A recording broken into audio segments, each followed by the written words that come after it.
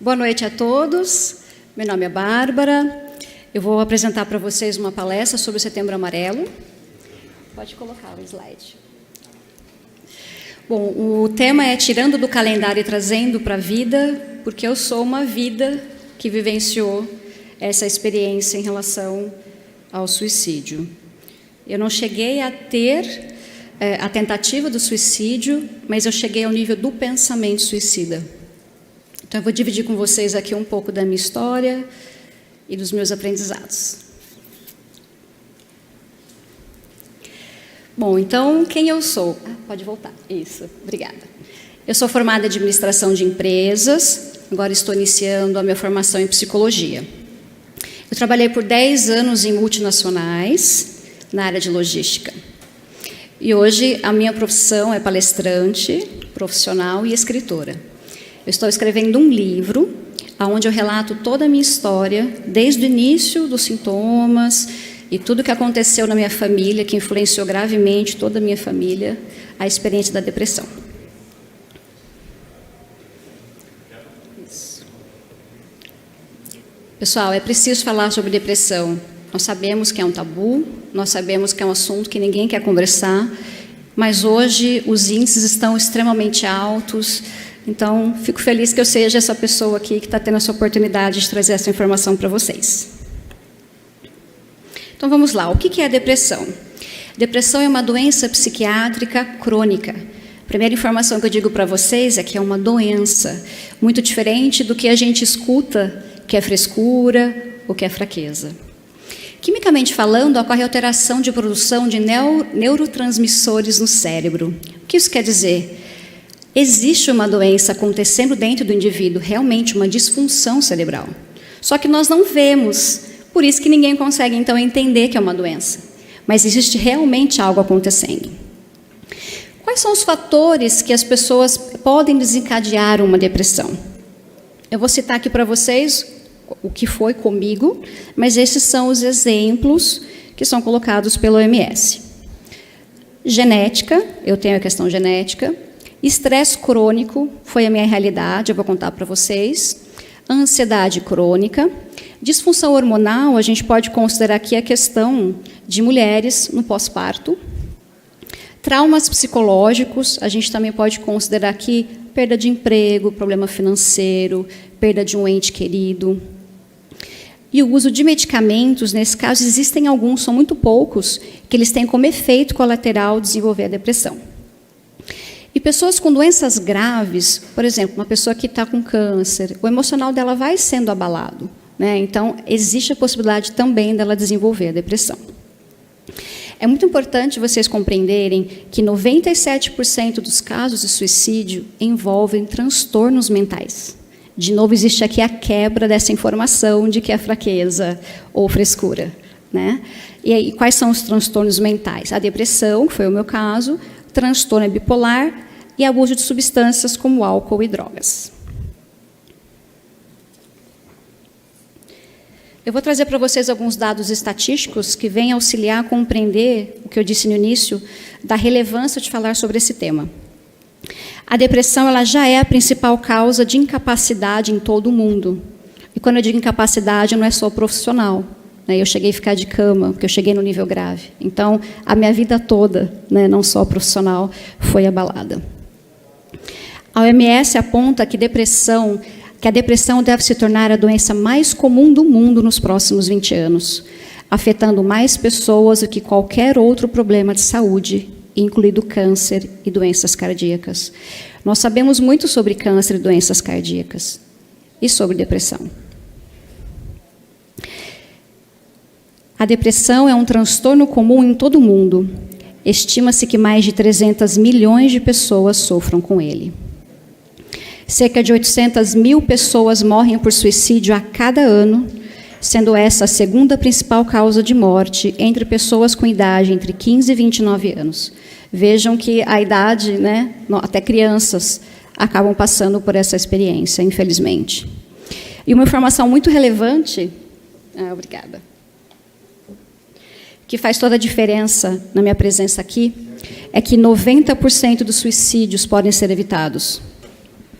Então, com informação, que é o que eu venho trazer para vocês, vocês vão poder ter consciência de que o suicídio, por não ser nada além de uma doença, que existe um tratamento.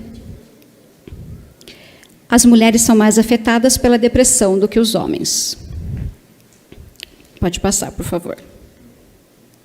Então, como eu já disse, a depressão afeta a sua rotina, o seu trabalho e a sua vida. Em casos graves, como foi o meu, vocês já podem ter ouvido algumas pessoas dizerem: não adianta mais eu viver, eu acho que não tem mais solução para mim. É melhor eu desaparecer. Ou talvez vocês já tenham pensado nisso, né? Nossa, se eu morresse, se eu tivesse um acidente, já resolveria os meus problemas. Eu não preciso mais me preocupar com nada. Eu passei por isso. E eu vou dividir isso com vocês. O que desencadeou minha depressão, quando eu disse do estresse crônico, é porque o meu filho, ele despertava à noite de 5 a 8 vezes. E eu já sabia que o sono era algo muito importante para mim, mas nunca imaginei que eu teria uma experiência de depressão em função disso. E também que ele teria esse distúrbio de sono. E aí, quando nós fomos no neuro, para tentar entender qual era o quadro dele, a neuro me disse que mulheres que têm filhos que não dormem têm chance de ter depressão 36% mais do que mulheres que têm filhos que dormem. Então, eu já tinha a genética, o estresse crônico, porque era a fadiga, o cansaço, o desgaste, e a estatística. E aí, o que acontece? O que é um pensamento suicida? O que o pensamento suicida ele significa na vida de um indivíduo? Eu vou contar para vocês a minha história. Eu estava sentada no meu sofá com meu filho de 2 anos, que foi o meu sonho. Eu demorei para engravidar, para tê-lo ali em meus braços. E eu estava me sentindo a pessoa mais incapaz, mais inútil, um estorvo para minha família, porque quando você já começa a ter o transtorno, mesmo sem saber, porque eu não sabia, de certa forma você já começa ali a mexer um pouco na rotina familiar. E aí eu tinha tantos problemas que eu não conseguia resolver nenhum. O mundo desabava sobre a minha cabeça.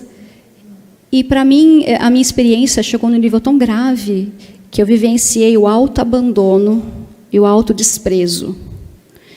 Essa experiência, então, me fez, nesse momento em que eu estava com meu filho no colo de 2 anos, refletir como é que eu posso resolver os meus problemas, afinal, eu não consigo resolver nenhum. E o pensamento que veio como solução foi: a solução é me matar.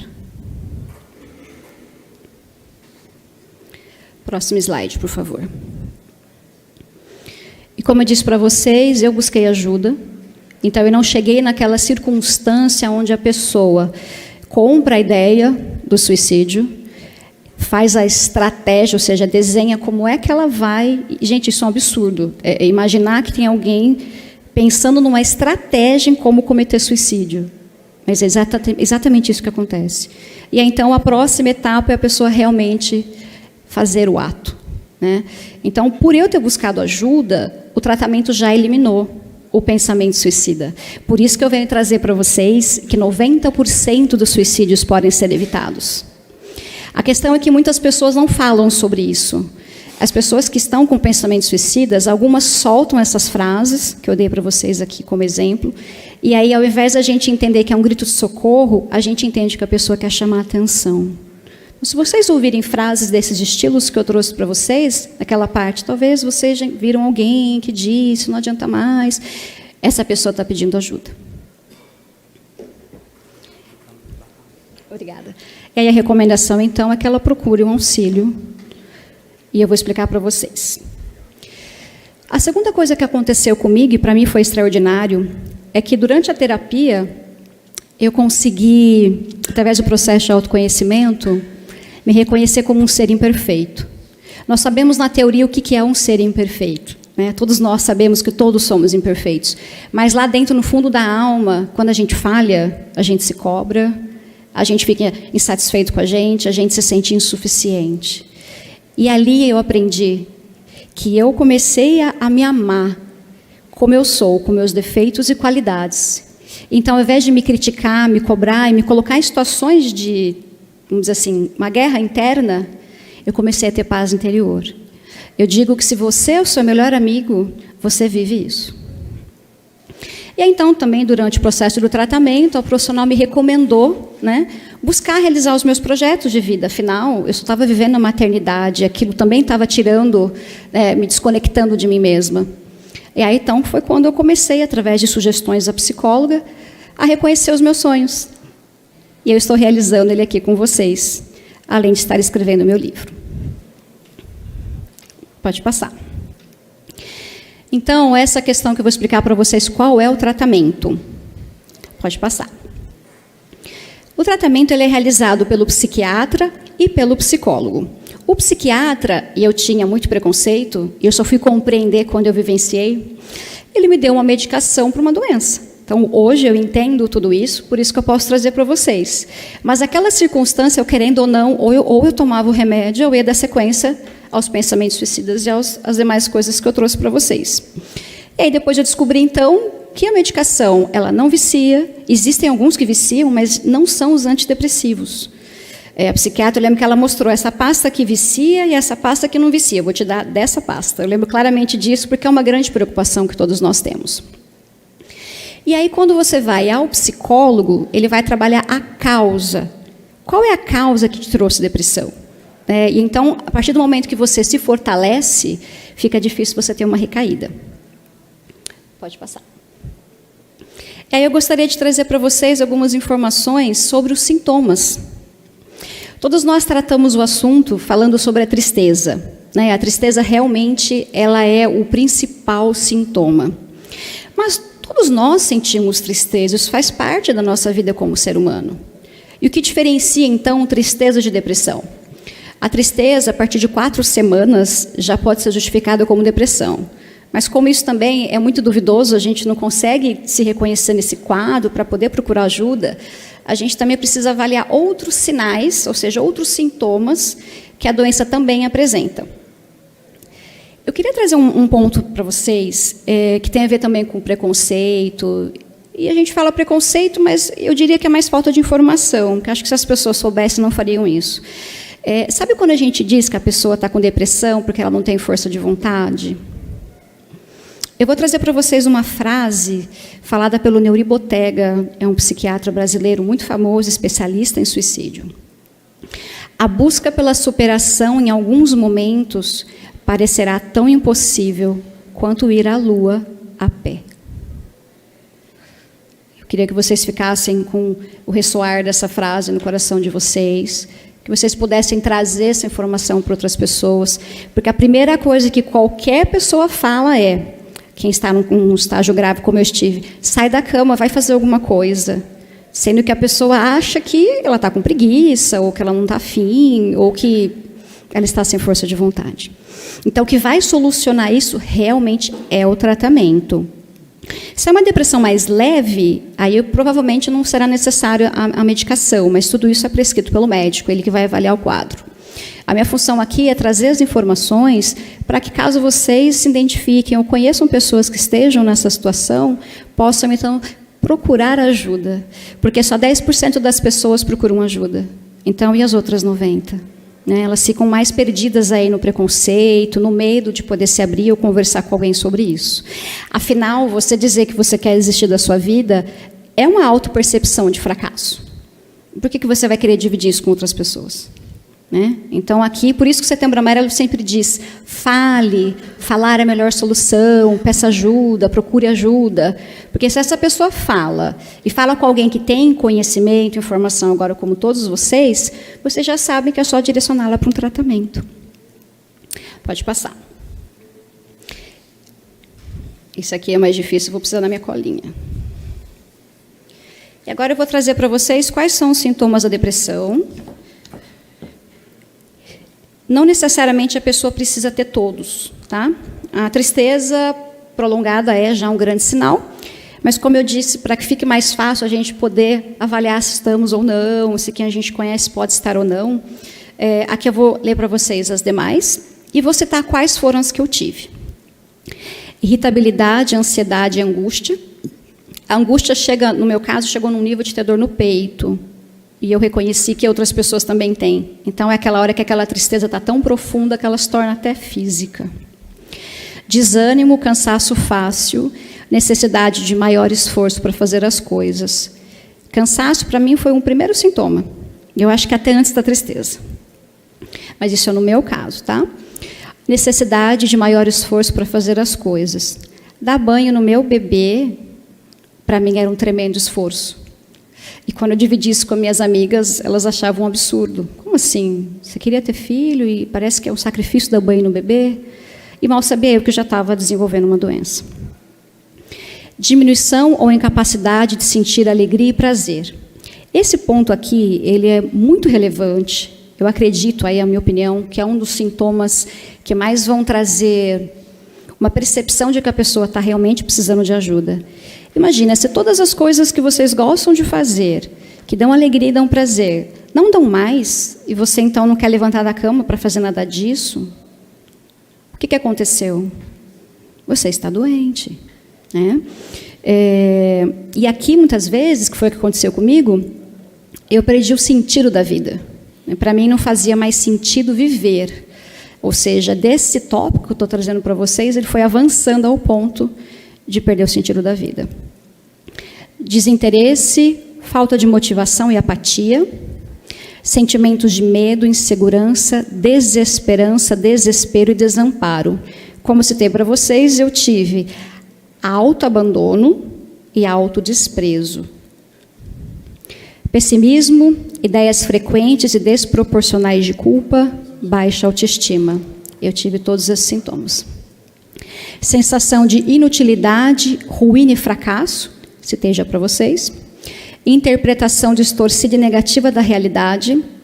Eu sempre me achava a pior mãe do mundo, mesmo que eu estivesse me esforçando horrores. Eu ficava acordada, não 24 horas, óbvio que a criança dormia um pouco, mas ficava acordada o tempo todo e ainda me achava uma mãe ruim porque eu estava irritada. E, na verdade, eu estava no meu limite. Então, esses pensamentos negativos, eles são intensificados pela depressão. Dificuldade de concentração, raciocínio mais lento, esquecimento, esses eu não tive. Diminuição do desempenho sexual, perda ou aumento do apetite e do peso, insônia ou despertar matinal precoce, esses eu não tive. Dores e outros sintomas físicos não justificados por problemas médicos. Foi quando eu comecei a procurar entender o que era o cansaço. E eu procurei médicos e não foi encontrado nada. E quando, então, começaram a aparecer os outros sintomas, foi quando eu entendi, então, que esse cansaço já era, então, alguns dos sintomas da depressão. A palestra, normalmente, ela costuma ter continuidade. Hoje, devido ao tempo, eu trouxe para vocês as informações mais relevantes sobre o tema. Eu espero que eu possa ter esclarecido para vocês, trazido informações relevantes sobre o tema. E contar da minha história não é uma vergonha. Contar da minha história é dizer que é possível superar. E eu estou aqui para mostrar para vocês isso, através da minha vida, através da minha história. Vai ter um intervalo, então quem quiser conversar comigo, eu vou estar à disposição.